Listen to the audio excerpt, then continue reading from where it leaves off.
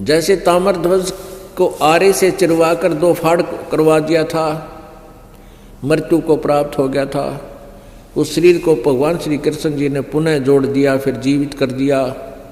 क्योंकि ताम्रध्वज के श्वास शेष थे, उसकी जीवन शेष था, वो भी उसकी आयु बची हुई थी, इसलिए श्री कृष्ण जी ने उसको जीवित कर दिया।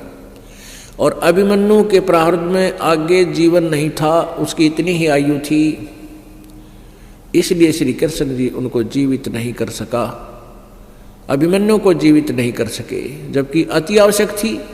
जब वहां जाकर तो पंगा लिया उन्होंने, वो चिरवाया और फिर जीवित किया, और यहाँ आवश्यकता थी, अपनी बहन रोए, सारा कुंबा रोए, उनका कुल नाश हो रहा था, और वहाँ जीवित नहीं कर सका। क्योंकि ये नहीं कर सकते, ये किसी भी भाग्य में परिवर्तन, प्रारब्ध में परिवर्तन नहीं कर सकते। अब इन बातों को सुनकर बुद्धिमान व्यक्ति प्रभावित होते थे, और परमात्मा का बोलबाला काफी स्थानों पर हो गया। अब परमात्मा कहा करते थे कि भी गुरु बिन माला फेरते, गुरु बिन देते दान, गुरु बिन दोनों निष्फल हैं, चाहे पूछो वेद पुराण। अब परमात्मा की इन बातों से बहुत प्रभावित होते थे बुद्धिमान व्यक्ति, और कहते थे भाई गुरु तो हमने बना रखा है। अब कबीर परमात्मा जी कहा करते थे कि भाई तुम कहते हो ना हमने गुरु तो बना रखे हैं, हम हमारे गुरु जी हैं, हमने उपदेश ले रखा है, कच्चा काम थोड़ा ही कर रखा है। तो परमात्मा कहा करते थे कि भाई ये गुरु जो है ये नीम हकीम हैं, तुम्हारे गुरु पूरे नहीं हैं, और पूरे गुरु बिना बात बने को नहीं। अब ये बात परमात्मा की धीरे धीरे काफी चर्चा का विषय बन गया। एक गुजरात के अंदर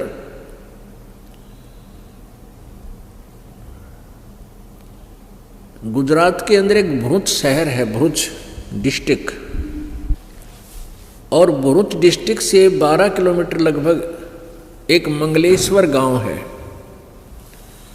और वहाँ पर ये नर्मदा नदी एक टापू बना देती है। जमीन का एक 800-900 एकड़ का जो क्षेत्र है, उसके चारों तरफ से यानी दोनों तरफ से जाके आगे मिल जाती है, उसको अपने घेरे में डाल रखा है, उसको टापू बोलते हैं। तो उसके अंदर 30-40 घरों का गांव था।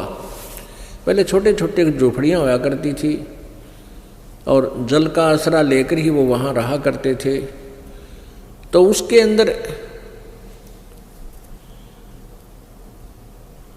उस टापू में अर्थात 800-900 एकड़ जो जगह थी, वहाँ पर 30-40 घरों का एक गांव था, और उसमें जीवा दत्ता नाम के 2 ब्राह्मण भाई रहा करते थे, और भी ब्राह्मण परिवार थे उसमें। अब वो जीवा और तत्वा, उसको दत्ता भी बोल देते हैं, तय को दय भी बोल देते हैं। तो हम संत लैंग्वेज में जीवा और दत्ता बोलते हैं। वो बहुत परमात्मा के चाहने वाले थे, परमात्मा की चाह के अंदर वो इतने मगन थे कि जगह जगह जाते थे, संतों के सत्संग सुना करते थे। अब जहां भी वो जाते थे तो ये बताया जाता था कि गुरु बिन मोक्ष नहीं हो सकता, और फिर ये भी कहते थे कि पूरा गुरु हो, क्योंकि परमेश्वर कबीर जी से भयभीत होकर के वो सभी संत मंडलेश्वर ब्राह्मण ऋषि ये शब्द भी कहने लग गए थे कि अभी गुरु पूरा हो, पूरे बिना बात बने को नहीं। और अपने आप को फिर पूरा सिद्ध करने के लिए बहुत से उदाहरण दिया करते थे तो जीवा दत्ता जी दोनों भाई परमात्मा की प्राप्ति के लिए मोक्ष कराने के उद्देश्य से संतों के पास जाते, उनके विचार सुनते और सभी ये शब्द बोलते, यही वचन कहते कि गुरु बिन मोक्ष नहीं,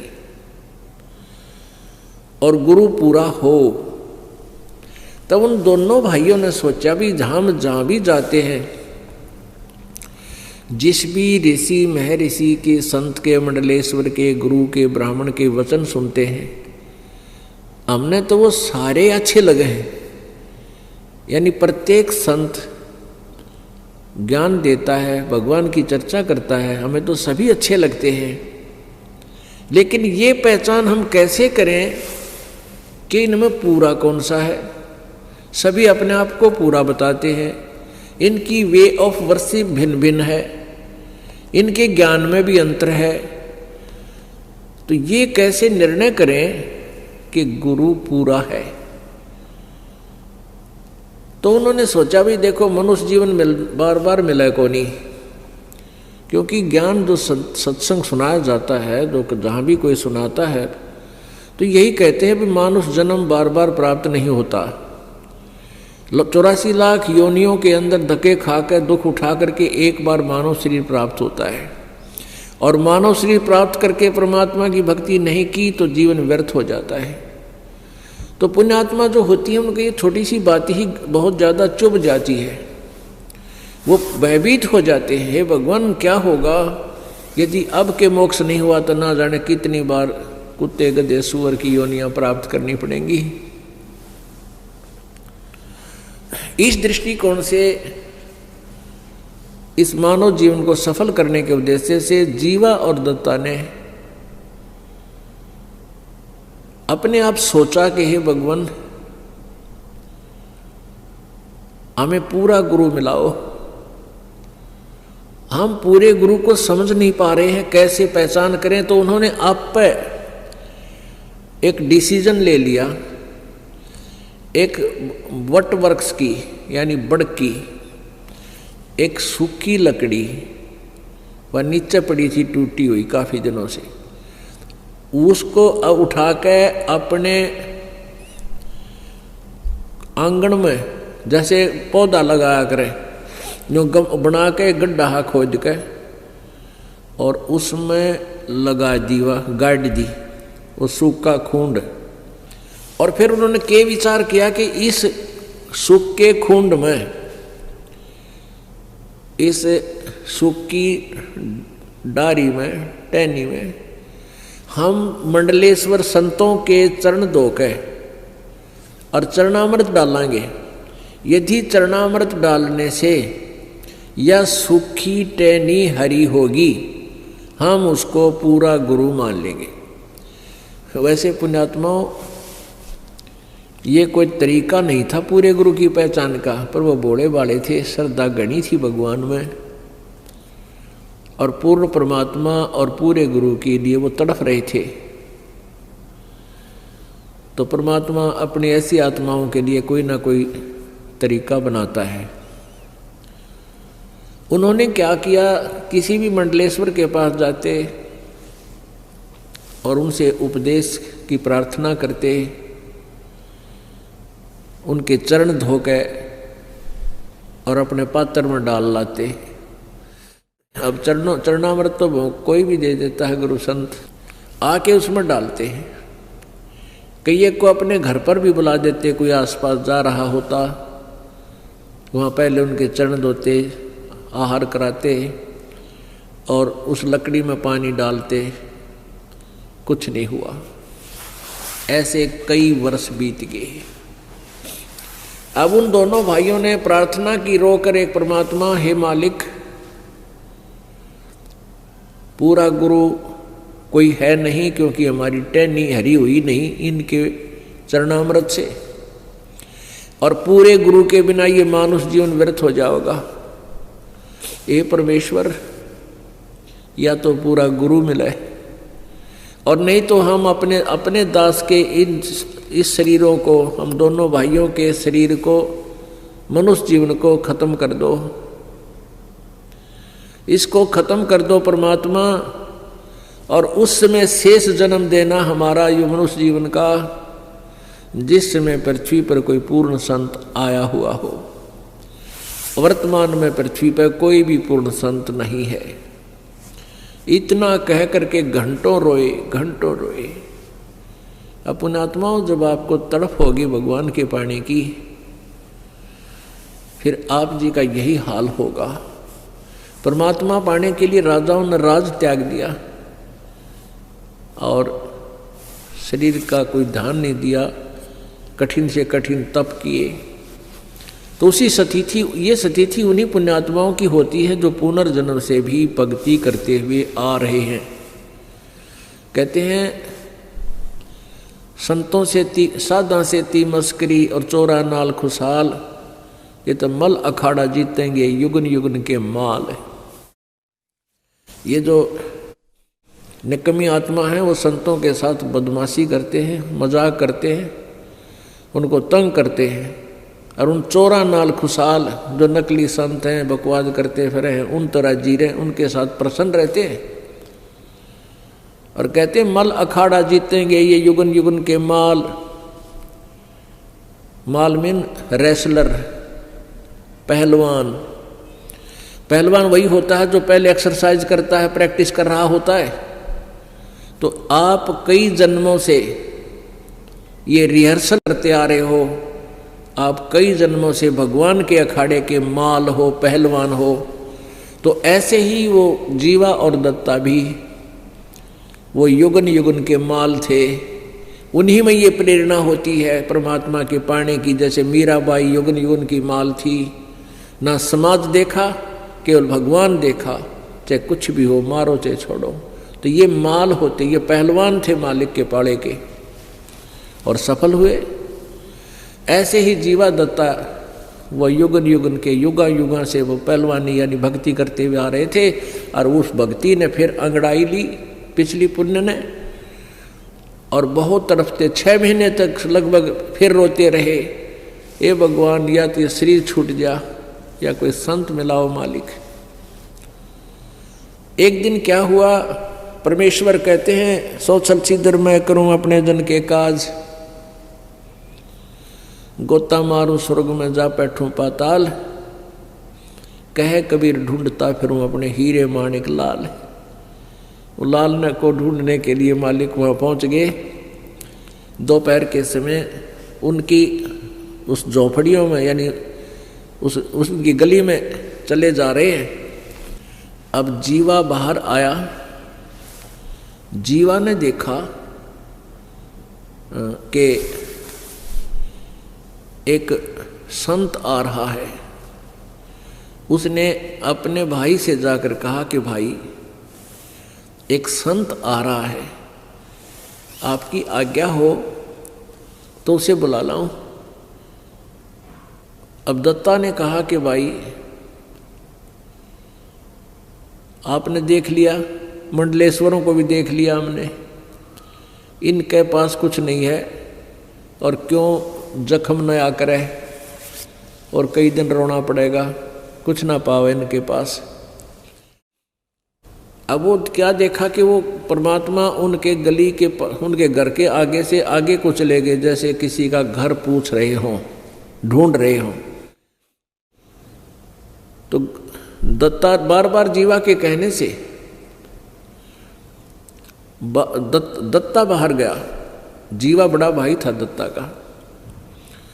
दत्ता ने बार बार कहा जीवा आपकी आज्ञा हो तो मेरा ऐसा दिल करे है इस संत ने बुला लिया मैं। अब जीवा ने कहा भाई कोई बात नहीं, अब तेरी इच्छा है तो ले आ, मैं क्यों मना करूं तुझे, देख ले।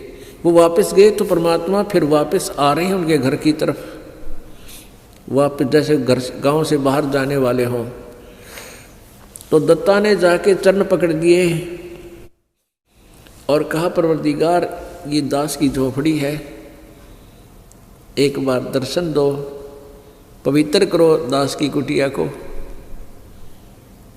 परमात्मा बोले चल भाई, आगे अंदर जैसा भी घर पर व्यवस्था थी, कोई बैठना मुड्डा दे दिया, कोई छोटा सा स्टूल, और जीवा ने कहा दत्ता जा कोई तसला ला उठा के, थाली ला, थाली प्रांत ला,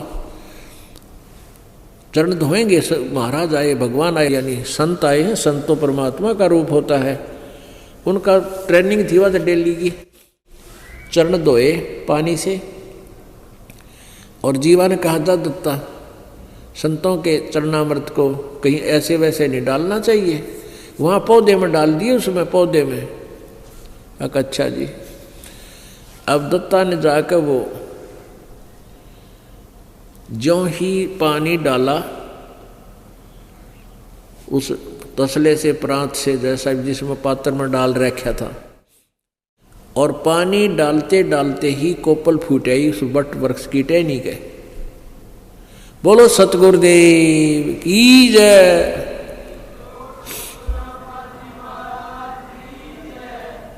अब दत्ता ने आवाज लगाई, जीवा दौड़ के आना, जीवा जल्दी आ।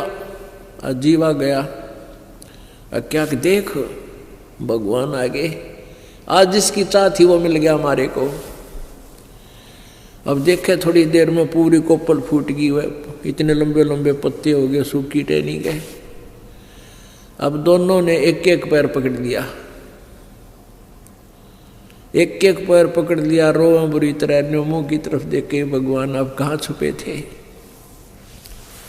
हे परमात्मा आप कहाँ छुपे थे, हमने तो सोच लिया था कि ये जीवन बर्बाद होगा और यही प्रार्थना करते थे भगवान, या तो इस जीवन हमारा अंत कर दे, इस मनुष्य जीवन का, फिर दे देना जीवन, फिर जन्म देना मालिक जब कभी परम संत यहाँ आए हों। हमने सोच लिया था इस पृथ्वी पर कोई संत नहीं रहा। परमात्मा ने कहा कबीर जी ने कि भाई बच्चा, अगर पृथ्वी पर संत ना होगा इसमें आग लग जाएगी, यहाँ रह नहीं सकता प्राणी। ये तो संत यहाँ मैं रखता हूँ एक आध अपना भक्त, प्यारी आत्मा, या स्वयं आता हूँ, जिससे पृथ्वी पर बैलेंस बना रहता है। और बेटा जब पृथ्वी पर संत नहीं होगा तो इसमें आग लग जाएगी, पूरी पृथ्वी कट कर मर जा, आपस में इतना बुरा हाल हो जाएगा। तब उन्होंने कहा कि हे परमात्मा, हमने तो आपकी बहुत इंतजार करी, आप नहीं आते तो हम 6 महीने और ज़्यादा जीवित रहते, क्योंकि सूख के कांटा हो गए थे और उनका जो है बुरा हाल था। अब दोनों ने उपदेश लिया, अब उपदेश लिया, ज्ञान सुना, सबसे न्यारा ज्ञान और सबसे न्यारा भगवान। उस ज्ञान से परमात्मा आते रहे, उनको ज्ञान सुनाते रहे, आते रहे, ज्ञान सुनाते रहे। कुछ दिनों में वो ज्ञान से परिपक्व हो गए। वो उस ज्ञान को फिर सुनाने लगे अपने ब्राह्मण वर्ग में। अब ब्राह्मण वर्ग तो राम और कृष्ण तो परमात्मा को नहीं, शिव जी तो ज़्यादा किसी की सुने नहीं, भैरव भूत की भी पूजा करवावे। अब उन्होंने पूछा भी तुमने गुरु कौन बना लिया, ऐसा नास्तिक जो ब्रह्मा विष्णु महेश से भी अलग कोई भगवान बताता है। तो उन्होंने बताया कि बनारस में, काशी में हमारे यानी परमात्मा ही आए हुए हैं, वो पूर्ण ब्रह्म है, पूर्ण परमात्मा है कबीर जी। परमात्मा आएंगे तुम्हें मिलवाएंगे। तो परमेश्वर फिर आगे अपने भक्तों को संभालने के लिए जीवा दत्ता ने गांव वालों से कहा कि आ जाओ, आज भगवान आए हैं। अब ज्ञान तो सुना नहीं, शुरू से ही पूछने लगे तू कौन है, तेरी जाति क्या है।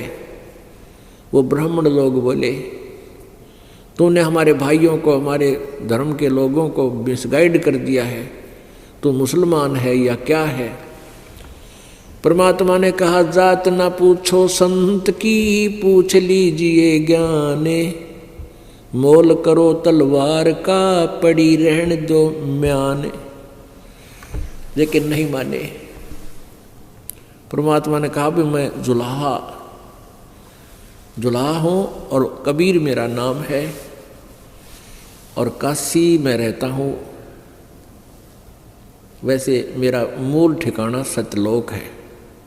अब सतलोक उन न सुना नहीं कदे, वो सतलोक न समझे के कहने लगे अच्छा धानक है, तू धानक है, कहाँ पक्का धानक हूँ भाई, सारी सृष्टि की रचना बनाने वाला भी मैं ही धानक हूँ और कपड़े बुनने वाला यहाँ पर भी मैं धानक हूँ।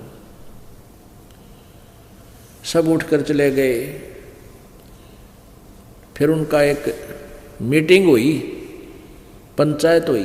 कहने लगे भाई जीवा दत्ता को जाति से डाल दो, ये तो धानक का चेला बन गया, इसने तो हमारे जाति का नाश कर दिया, एक शूद्र का चेला बन गया, हम कहाँ मुंह दिखाएंगे। उनने कर दिया फैसला, सुना दिया फरमान कि जीवा और दत्ता का आपस में भाईचारा बंद, ओका पानी बंद, और कोई नहीं बात करे इनकी। इन तय सब जगह चिट्ठी लिख कर भेज दी। अब दोनों बहुत दुखी हो गए, लेकिन ज्ञान ऐसा है परमात्मा का, सारा संसार रुष्ट हो जावे, ये मार्ग नहीं छूट सकता।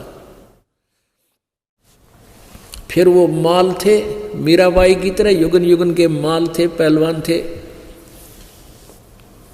और माल वही हो जो सब ने ढा दे।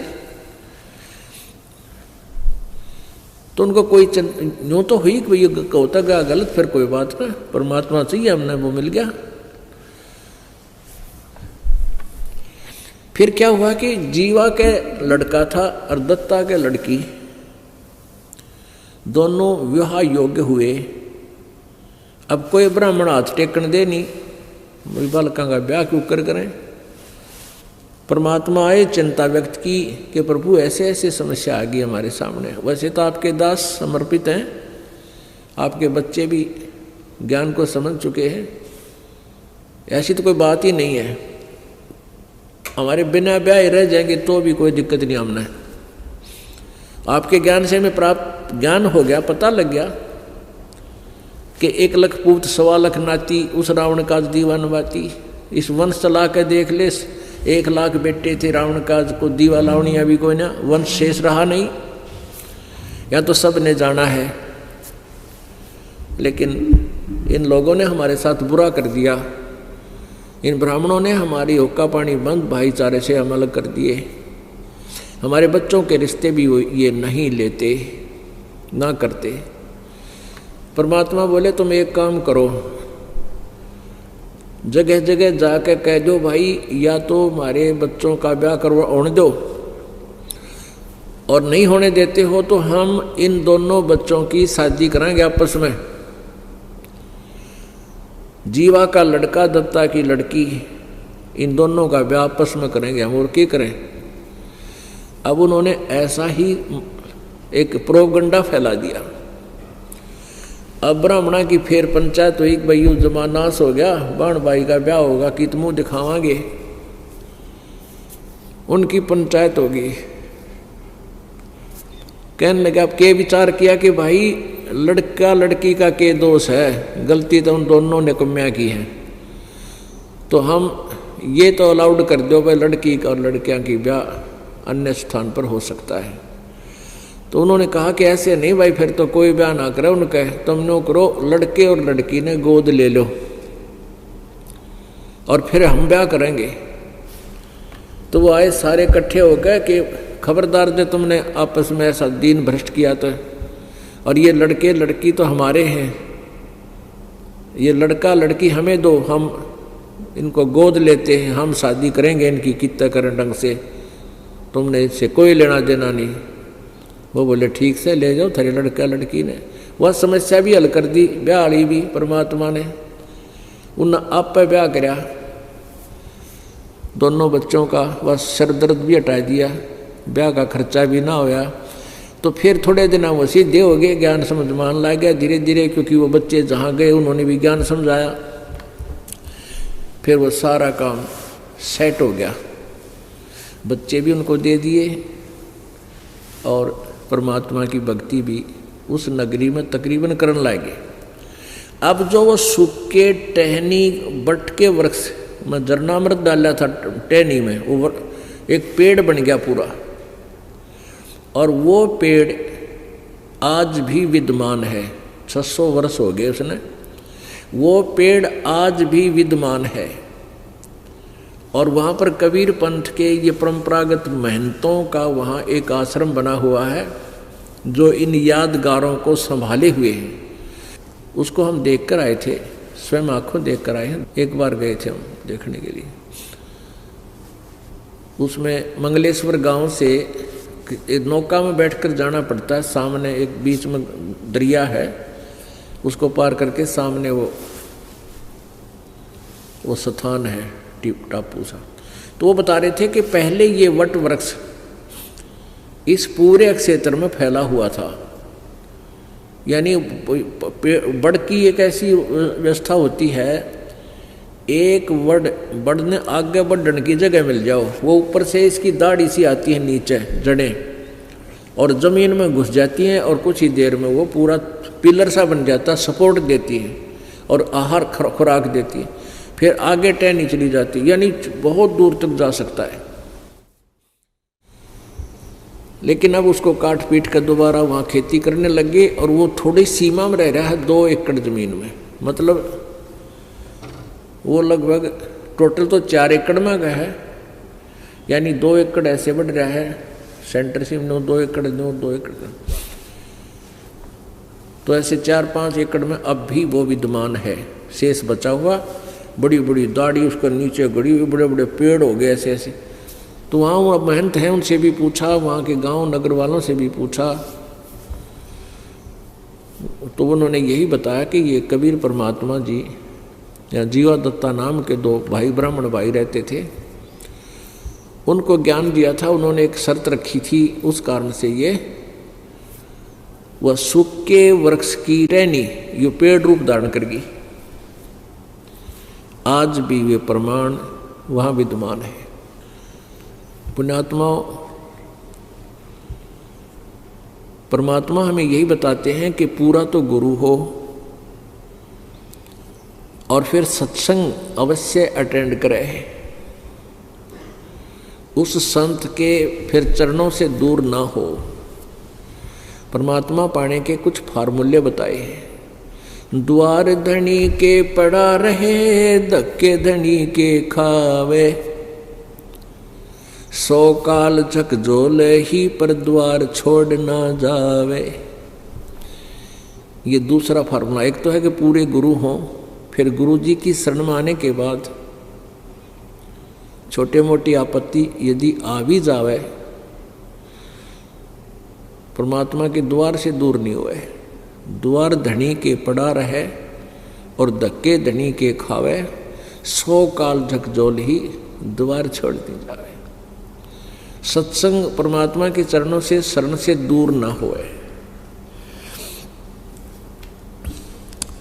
आदरणीय गरीबदास साहिब जी छुडानी के अंदर, गांव छुडानी, जिला झुंझुनू, हरियाणा प्रांत, इसमें गरीबदास साहिब जी का जन्म सन 1717 में हुआ और परमेश्वर पूर्ण ब्रह्म सन 1518 में सहशरीर मगर स्थान से, मगर नगर से, मगर गांव से सहशरीर गए थे सतलोक में। और सन 1518 से के बाद सन 1717 में अर्थात 100 गरीबदास जी का जन्म हुआ। सन 1727 में परमात्मा फिर वापस सतलोक से आए और गरीबदास जी को मिले। लगभग 209 वर्ष बाद, सतलोक जाने के 209 वर्ष के उपरांत,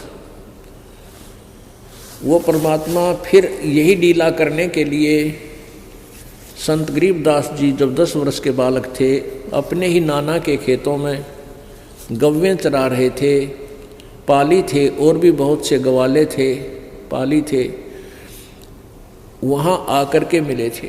गरीबदास जी ने परमात्मा से आहार करने की प्रार्थना की थी। उन पालियों ने, जो गवाले थे, आहार नहीं किया। प्रभु ने कहा था, मैं तो कहा था कि दूध पी लो, परमेश्वर ने कहा कि दूध मैं कंवारी गाय का पीता हूँ।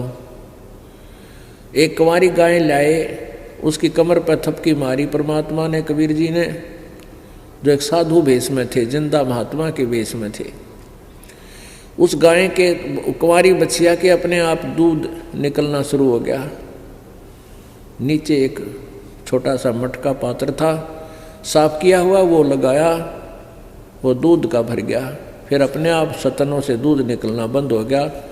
आधा कबीर जी ने पिया परमेश्वर ने, आधा गरीबदास जी ने पिया, और बाकी जो गवाले थे वो कहने लगे हम नहीं पीवे इस पाप के दूध को।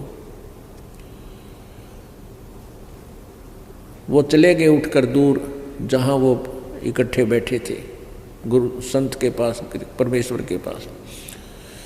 अब गरीबदास जी ने रुचिकर से बातें सुनी। परमात्मा उसी उद्देश्य से आए थे, गोता मारू स्वर्ग में जा बैठूं पाताल,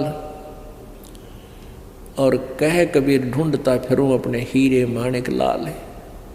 उन लालों में से एक लाल गरीबदास जी थे, उनको ढूंढने आए थे, अपना गवाह बनाने आए थे कि इस कलयुग के अंदर मुझे पहचान लेंगे मेरे बच्चे कि कबीर इज गॉड। गरीबदास जी को ऊपर सतलोक ले गए, उनका शरीर यहीं रह गया, आत्मा ऊपर ले गए। सब ब्रह्मा विष्णु महेश की सतिथि से परिचित कराए कि ये ब्रह्मा जी का लोक, ये विष्णु जी का लोक, ये शिव जी का लोक, ये स्वर्ग इंद्र का लोक, ये नरक लोक, यहाँ प्राणियों की ऐसी ऐसी दुर्गति होती है। ब्रह्म लोक काल दिखाया, परब्रह्म का लोक दिखाया। फिर सतलोक लेकर गए। सतलोक में परमात्मा से परिचित होकर के फिर उनको वापस छोड़ दिया गया। उसके बाद गरीबदास जी ने आंखों देखा, परमेश्वर का हाल बताया, और फिर वो ज्ञान बताया। तो फिर एक परमात्मा की महिमा की वाणी की रचना की है, जिसको गरीबदास जी की वाणी अमृतवाणी कहा जाता है। उसी अमृतवाणी से कुछ वचन आपको सुनाते हैं। न्योली नाद सुभान गति ये लड़े भुअंग हमेश, जड़ी जान जगदीश है विष्णि व्यापै शेषु। अंश गमन करते नहीं ये मान सरोवर छाड़, कौवा उड़ उड़ जाता है वो खाते मांसाहाड़। अंश दशा तो साध है सरोवर है सत्संग, मुक्ता हलबाणी चुगे ये चढ़त नवेला रंग। अब इन 4 पंक्तियों में 3 पंक्तियों में कैसा कमाल किया है। न्योली नाद सुभान गति लड़े भुजंग हमेशे, जड़ी जान जगदीश है विष्णा व्यापै शेष। अब क्या बताते हैं गरीबदास साहब जी अपनी अमृतवाणी में कि जैसे नेवला एक जानवर होता है, वो 9 इंच का उसे गिलहरी आपने देखी हो, गिलहरी इससे थोड़ा बड़ा होता है और ब्राउन कलर के उसके बाल होते हैं, बाल ब्राउन कलर होता है। ऐसा ही मिलता जुलता इतना ही प्राणी होता है, और वो सर्प को मार देता है।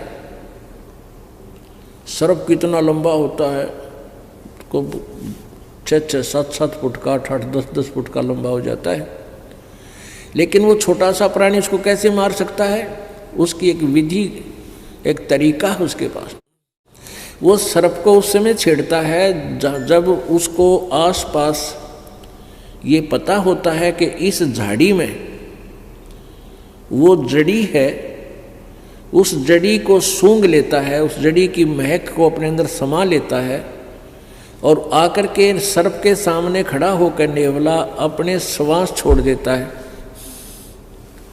उस जड़ी की महक सूंघ कर जो आया था वो सर्प को सूंघा दी उस जड़ी के सामने, उस जड़ी की महक के सामने सर्प को चक्कर आने लग जाते हैं, वो बेसुध हो जाता है। अब नेवला क्या करता है, जड़ी उस झाड़ी में जाता है, वो सूंघ कर आता है उस जड़ी को और सर्प के सामने दूर से निकट आकर के कभी दूर हो जाता है, कभी निकट आता है और ऐसे छोड़ देता है उसको, श्वासों को। अब सर्प चक्कर काट, वो डरता उस जड़ी से, तो भागने की चेष्टा करता है और कुछ उसको वो ऐसे डगमग सा हो जाता है। तो फिर भाग के वो जंप लगा के नेवला उसके पीछे सर्प के शीश पर आ बैठता है पाछे के, और उसको पकड़ लेता है और फिर मुंह के ऊपर फिर श्वास फिर छोड़ता उसके, और वो कति बेसुध हो जाता है। तो सर्प को पकड़ के मार डालता है, नोच डालता है, खत्म कर देता है मुंडी से, मुख से, फन से खत्म कर दे, फिर मर जाता है। तो यहाँ क्या बताते हैं कि ये काल तो समझ ले अजगर है और आप नेवला हो। इस काल को आपने कैसे जीतना है, उसकी विधि है। कबीर परमेश्वर पूर्ण ब्रह्म की साधना, उस जगदीश की साधना, वो जड़ी है।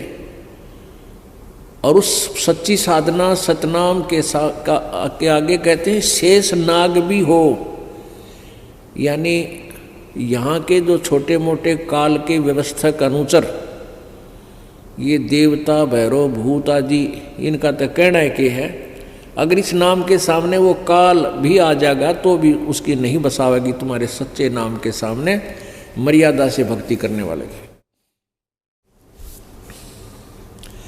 न्योल नाद सुभान गति ये लड़े भुवंग हमेश, जड़ी जान जगदीश है विष्णा व्यापै शेष।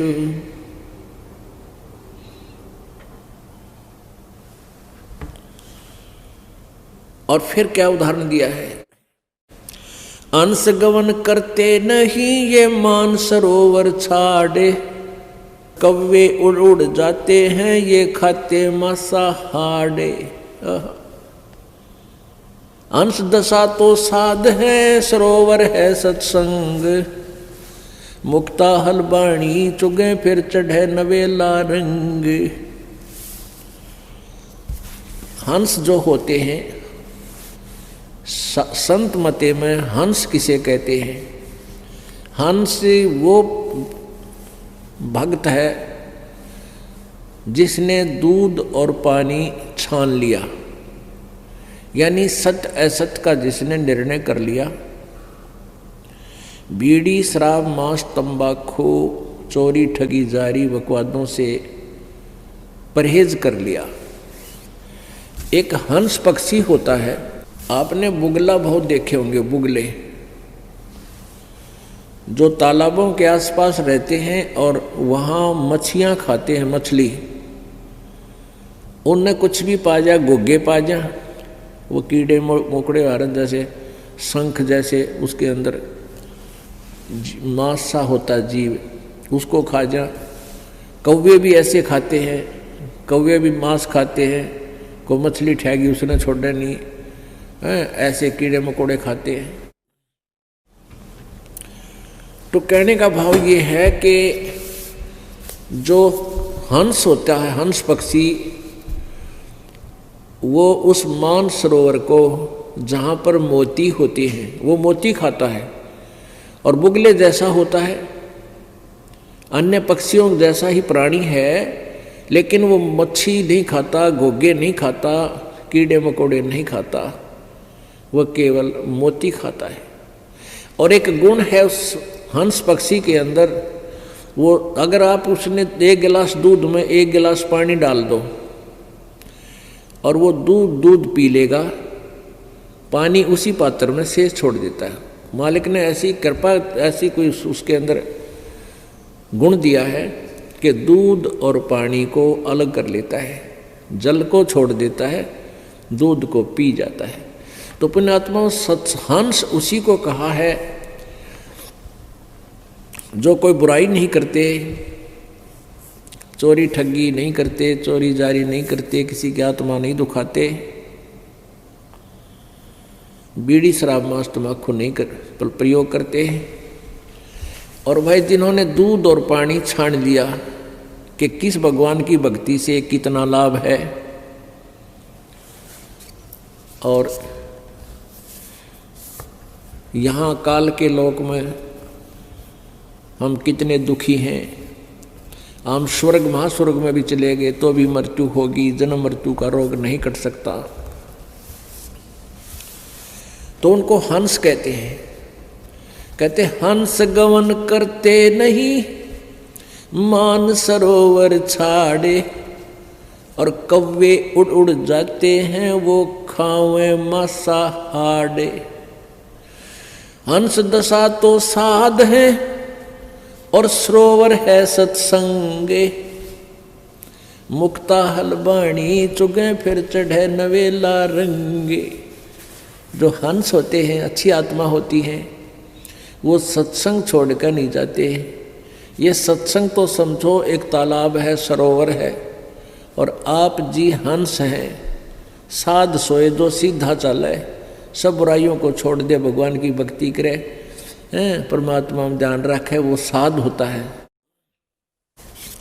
परमात्मा बार बार कहते हैं, कहे कबीर सुनो भाई साधो, यानी हम तो साधु समझा करते हुए डले ढोवे, कान पढ़वा रहे, दाढ़ी बढ़वा रहे, जंगल में धक्के खावे, वो साध नहीं। साध तो वह जो सही भक्ति करे, सत्य भक्ति करे, बुराइयों तो बचकर है, वही मनुष्य साध है। तो क्या कहते हैं, हंस दशा तो साध है। आप जी तो हंस हैं, और सरोवर है सत्संग, और यहाँ ये परमात्मा के मोक्ष मार्ग रूपी मोती आप चुग रहे हो, ग्रहण कर रहे हो, और चढ़े नवेला रंग। जितना ज्ञान सुनोगे उतनी आस्था मालिक में और उमंग बढ़ेगी। चाहे सारा संसार एक तरफ और भक्त एक तरफ, आप फिर इस ज्ञान से दूर, इस सत्संग को छोड़कर, इस दास को छोड़कर आप कहीं नहीं जा सकते। और जो यहाँ से छोड़कर जाते हैं उनके बारे में कहा है, वो तो कौवे उड़ उड़ जाते हैं, जो खाते मांसाहार, जिन पर बुराई नहीं छूटती, लालच लोभ नहीं छूटता, वो जाया करें। वो कौवे हैं, वो हंस नहीं बने। हंस गवन करते नहीं, मान सरोवर छाड़े। हंस नहीं जाया करते मान सरोवर ने छोड़कर, जहाँ ऐसी मोती मिलते हैं। ये कौवे उड़ उड़ जाते हैं, वो खाते मांसाहार। हंस दशा तो संत साध है, ये सरोवर है सत्संगे, मुक्ता हलबाणी चुगे फिर चढ़े नवेला रंगे। आगे क्या बताया अमृतवाणी में, दरस परस नहीं अंतरा, दरस परस नहीं अंतरा, रोमी वस्त्र बीच, पारस लोहा एक डग, ये पलटे नहीं अबीच। अपने आत्माओं कितनी, देखो वेदों और गीता को समझना बहुत आसान है। ये परमेश्वर का जो सूक्ष्म वेद है, परमेश्वर कबीर जी की महिमा से की वाणी, गरीबदास साहेब जी को परमात्मा ने अपना ज्ञान दिया। कबीर जी ने, गरीबदास जी भी कहते हैं कि मेरा ज्ञान योग दिया खोल। कबीर परमेश्वर जी ने मेरा ज्ञान रूपी योग खोल दिया, अर्थात मुझे वो अपना ज्ञान मेरे में फीड कर दिया। अब उस ज्ञान के आधार से क्या बता रहे हैं गरीबदास साहिब जी ने, दरस परस नहीं अंतरा, अरुमी बस्तर बीच, पारस लोहा एक कडेगे, पलटे नहीं अभीच।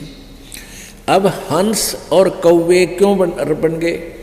हंस तो ज्ञान को समझकर समर्पित हो गए, वो तो बन गए हंस। और जिन्होंने मन दिया नहीं, सत्संग में आते रहे, बड़ी अच्छे श्रद्धालु दिखते रहे, लेकिन आस्था बनी नहीं, परमात्मा से, गुरुदेव से उनका मेल नहीं बना। मेल का अर्थ ये नहीं होता कि आप आते हो, सेवा भी करते हो, साथ भी रहते हो, सत्संग भी सुनते हो, लेकिन अंदर से जगह, अंदर से कनेक्शन नहीं बना, अंदर से कसक नहीं बनी, तो कहते हैं उनमें परिवर्तन हो को ना। जैसे एक लोहा, एक पारस नाम का पत्थर होता है, पारस, एक पारस पत्थर है, पत्थर जैसा होता है सिंपल, और उसको पहचानना सबके बस की बात नहीं, जैसे लाल को पहचानना। तो उस पारस का एक टुकड़ा पत्थर हो 1 किलो का, और उसको चाहे 100 टन लोहे का घिसा दे, एक स्थान पर टच कर दे उसको अच्छी तरह, उसका कति मेल हो जा, और फिर देखे, कहते उस पूरे के पूरे उस मांस को, मंडल को, उस एक सरिये का ला दिया, सरिये को गार्डर का ला दिया, गार्डर को पूरे गार्डर के गार्डर को, थांब को सोना बना देता है। लेकिन कहते हैं परमात्मा लिखा पारस लोहा दरस परस नहीं अंतरा, रूमी वस्त्र बीच। अब लोहा और पारस कति साथ साथ रखे हैं, और उन दोनों के टच होने में एक बिल्कुल इतना भी स्थान रह गया ना, जैसे कहते हैं रोमी वस्त्र, जैसे बाल, ये बाल है रोमकूप का, यानी बाल जितनी भी आपस में दूरी रहेगी, या बिल्कुल पतली सी जो वायल होती हैं बहनें ओढ़ती हैं, या पतली चादर मुलमुल का कपड़ा, कहती ये भी इतना भी बीच में कपड़ा आर पार हो जाए, इतना भी डिफरेंस आपस में रहा, मिलन नहीं हुआ, चाहे कितने दिन पास रखे रहो लोहा और पारस, उसमें परिवर्तन नहीं हो सकता। यानी जो व्यक्ति यहाँ भी रहते हैं, गुरुदेव के साथ रहते हैं, सत्संग भी सुनते हैं, और मिले नहीं मन से, वो हंस नहीं बन सकते, वो कौवे रहा करें। और ऐसे कौवे फिर छोड़कर इसको स्थान को जा सकते हैं, वो जाएंगे कि उनकी आदत सुधरी नहीं। आप प्रतिदिन पढ़ते हो नित्य नियम में, बिन गुरु मिले मोहे ना पावे। अब गुरु तो पास ही होते हैं, मिलने का अर्थ क्या है? गुरु जी से एक ही भाव हो जाना, समर्पित हो जाना, मन में दोष ना रखे। गुरु जी कहते हैं गुरु मानुष कर जानते तो ते नर कहिए अंध, वह दुखी संसार में आ गए इनके फंद। तो यहाँ उस स्थिति को क्लियर किया है, दरस परस नहीं अंतरा रूमी बस्तर बीच, और पारस लोहा एक डिग वो पलटे नहीं अभीच। 4 मुक्ति बैकुंठे बटे सप्तपुरी सैलान, आगे धाम कबीर का हंस न पावे जान। अब गरीबदास साहिब जी बता रहे हैं 4 मुक्ति बैकुंठ तक की दौड़ है, और सपतपुरी ऊपर अलग से एक अलग 7 ऐसे इकट्ठा ग्रुप है, 7 उनका नगरी बनी हुई है, उनका एक एक राजा बनाया जाता है जो अच्छी आत्माएं होती हैं। कहते ये 4थी मुक्ति जो तुम साधना करते हो, मैक्सिमम 4 मुक्ति प्राप्त होंगी, और वहाँ इन 7 नगरियों के राजा भी बन सकते हो कभी कभी, कोई किसी का कोई किसी का। इनसे आगे धाम कबीर का, आगे ऊपर हंस न पावे जान, यानी अच्छी आत्मा भी है, भक्ति भी कर रहे हैं, लेकिन गुरु जी से विमुख हो गए, वो फिर आगे नहीं जा सकते। कहते इन बातें क्या पाइए कर सतगुरु नजर निहाल, यानी गुरु जी की आवश्यकता, गुरु जी का सहयोग, गुरु जी को के शरण में आस्था, इनका जो है ना आखिरी श्वास तक तुम्हें सहयोग की आवश्यकता पड़ेगी। यदि आप जी इस दास के प्रति किसी कारण से भी कोई मन में दोष रखकर और दूर हो जाते हो, भक्ति भी कर रहे हो, फिर आगे नहीं जा सकते, क्योंकि आप इस दास के सेवक को, अनुयायी को, इस दास से प्राप्त इस लाइसेंस को, यानी पासपोर्ट जिसने मिल गया, मंत्र मिल गया, जाप मिला, नाम मिला, उस शिष्य को त्रिकुटी पर जाकर परमात्मा इस दास के रूप में मिलेगा। और आप जी हैं, जैसे आपका अंतःकरण मिला हुआ इस दास से, जब भी दास बाहर आता है तो आपकी आंखें एकटक लग जाती हैं, कहाँ है गुरु जी, कहाँ से खड़े हैं, तो वो ही दशा होगी वहाँ पर। और जिनके अंदर दोष होगा चाहे वो वहाँ पर पहुँच गए हों तो वो पीछे न टला करें, अब छोड़ छोड़ 5-6 तो वहाँ उनको टाल देगा परमात्मा अपने आप। यानी जो स्वभाव आपका यहाँ बन रहा है, ये एक रिहर्सल कराई जा रही है आपकी। दास तो एक आप जैसा ही है, आपका ही भाई बहन बच्चा, आपका गुरु ला लो, लेकिन इस दास को आपने परमात्मा समझ के अपना भाव बनाना है उस मालिक के चरणों में पहुंचने के लिए। ये एक इक्वेशन है, ये एक फार्मूला है परमात्मा के पाने का। कहते हैं जैसे एक गणित का एक प्रश्न आता है जिसमें मूलधन ज्ञात करना होता है, वो ऋण का होता है। तो मूलधन ज्ञात करने के लिए उसमें क्या मानना पड़ता है? मान लीजिए मूलधन 100 रुपये। उस ओरिजिनल मूलधन, वास्तविक मूलधन को प्राप्त करने के लिए, यानी प्रश्न का हल करने के लिए, सफल होने के लिए, पास होने के लिए हमने सबसे पहले मानना पड़ता, मान लीजिए मूलधन 100 रुपये, और फिर उससे हम उस वास्तविक मूलधन को प्राप्त करेंगे। वो 100 रुपये बहुत कम राशि होती है और वास्तविक मूलधन करोड़ों में होता है, लेकिन करोड़ों वाला मूलधन पाने के लिए 100 रुपये मूलधन मानना पड़ेगा। इसी प्रकार ये दास को इसी स्थिति में समझो। मान लो गुरुजी भगवान, दास भगवान नहीं, दास है, लेकिन आप जी को ये फार्मूला लाना पड़ेगा। और गुरुजी यहाँ भगवान है और भगवान इस दास के पास सामने हो तो आपकी कैसी बोली, कैसा रहना, कैसे विचार, जिस उस परम शक्ति को हम मिलने जा रहे हैं, जिस महबूब से हम मिलने की तैयारी कर रहे हैं, और वो सामने खड़ा होगा तो हमारी कैसी गतिविधि हो, कैसा हृदय में जगह हो, किस प्रकार का आचरण हो, तो ये आपने इस दास के साथ रिहर्सल करके बनानी पड़ेगी। यहाँ कोई भी है, इस दास को आप आओगे, आते हो, मिलते हो, तो ये सोचे कि हम भगवान से मिलने चले हैं, क्योंकि वहाँ त्रिकुटी पर आप जाओगे, इस दास के रूप में मालिक बैठे मिलेंगे, और आपके मन में, क्योंकि वहाँ तो किसी कहने की जरूरत को नहीं, आपके अंतःकरण की अलग से अब आपके माथे पर बोर्ड लग जाएगा कि इसमें कितना दोष है, इसमें कितना दोष, फिर रिजेक्ट हो जाओगे वापस। और जो पास हो गए वो पास हो गए, जिन्होंने गुरु जी को जैसा यहाँ आपका मेरे प्रति व्यवहार है, दास के भगवान के प्रति आपका ऐसा ही होगा। तो यहाँ क्या बता रहे हैं? 4 मुक्ति बैकुंठ बट सप्तपुरी सैलान, आगे धाम कबीर का हंस न पावे जान। वहाँ नहीं जान पाओगे, वहाँ नहीं जा सकोगे जब तक आप गुरु जी के प्रति पूरी श्रद्धा नहीं होगी। मौन रहे मग्नालय है ये मार्ग बंकी बाट, सुन शिखर गढ़ सुरंग है कर सतगुरु से 60 माने सतगुरु जी से सौदा कर ले, और सतगुरु के बिना आगे नहीं जा पाओगे।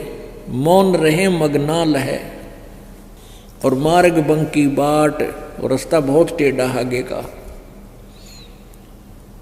सुन शिखर गढ़ में सुरंग है, ऊपर कहते एक ऐसी सुरंग में से निकाल के ले जाएंगे भंवर गुफा से। कैसे निकलोगे? कर सतगुरु से 60। 9 लख नानक नादे में ये 10 लख गोरख तीर, लाख दत्त संगी सदा ये चरणों चरच कबीर। अब कबीर परमेश्वर की महिमा गरीबदास जी बताते हैं, 9 लख नानक नाद में और 10 लख गोरख तीर, लाख दत्त संगी सदा और चरणों चरच कबीर। क्या बताते हैं कि 9 लख नानक नाद में, हो नानक जैसे महापुरुष पुण्यात्मा 9 लाख नानक नाद में, यानी इसी सी आत्मा तो लाखों हैं परमात्मा के चरण जो पार हुई हैं। और 9 लख नानक नाद में 10 लख गोरख तीर, और गोरख जैसे सिद्ध पुरुष परमात्मा ने यानी उनके सामने आकर के उनको भी अपनी हार माननी पड़ी और सतमार्ग ग्रहण करना पड़ा। लाख दत्त संगी सदा ये चरणों चर्च कबीर, दत्तात्रेय जैसे भी, क्योंकि हम जिन महापुरुषों की घड़ी महिमा मान बैठे हैं उन्हीं की नाम गिनाए जाते हैं कि ऐसे ऐसे तो उस परमात्मा के चरणों में कितने आकर समर्पित हुए। 9 लख नानक नाद में ये 10 लख गोरख पास, अनंत संत पद में मिले ये करोड़ तेरे रविदास। अब कहते परमात्मा की शरण माने के बाद अनंत संत भक्त आत्मा सतलोक प्राप्त करिए, बहुत गुणे असंख्य, और करोड़ों रविदास जैसी पुण्य आत्मा भी करोड़ों पार हो इस उस तरह, यानी जिस क्रिया में, जैसे रविदास जी कबीर जी के साथ बहुत निकट रहते थे, उनको पहचान चुके थे। कहते इसे संत भगत भी बहुत कबीर जी के हुए हैं और वो इस तरह भी पार हुए हैं। गोरख जैसे आकर वाद विवाद किया उन्होंने, फिर ज्ञान ग्रहण किया, इसे भी बहुत हैं जो परमात्मा के चरणों में लगे हैं। नानक जी जैसे भी को पार किया, जैसे बेई नदी से ले गए उनके ऊपर शरीर को, आत्मा को सतलोक दिखा, सचखंड दिखा के छोड़ा, फिर भगवान को पहचाना। कहते ऐसे ऐसे इस तरीके से भी अपने बहुत से पार किए हैं। रामानंद से लक्ष्य गुरु ये तारे सिसके भाई, और चेलों की गिनती नहीं जो पद में रहे समाये। कहते रामानंद से लक्ष्य गुरु, अब रामानंद जैसी आत्मा भी कहते हैं उनका शिष्य बने भगवान, उनको इस तरीके से पार कर दिया। और चेल्या की तो गिनती नहीं जो सीधे नाम लेकर पार हो गए, जो मालिक के पद में रहे समाये, यानी सतलोक में भेज दिए। बोलो सतगुरुदेव। परमेश्वर कबीर जी की असीम कृपा से ये पुण्यात्मा सत्संग सुन रही हैं।